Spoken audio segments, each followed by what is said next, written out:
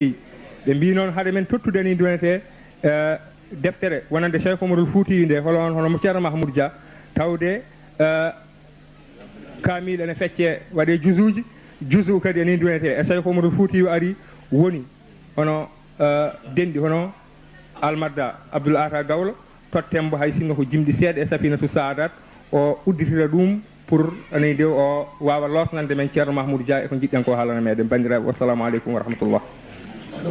aleykum bandiraɓe fuutotoro fuuta fo hawri saabu Cheikh Oumar tawdi ko ɗon tan hannuno haala mum ɗon neɗɗo foti hadde so wiyama Oumar al Fouti holi an o wiyata min Oumar ɗi Saydou Antoumani o wiyata min Oumar ɗi sohna Adama ko Oumar al Fouti ɗum noon so neɗɗo wi salamu aleykum fuutankoɓe yo haat ɗon heddi koko tampude joba Adama Elimane Abdoullahi o ittini men yaware Cheikh Oumar ne wiye joom ille ko waɗi omo wiye joom ille sen ndenti en mbaɗi batu wiyama hande ko gandal haalate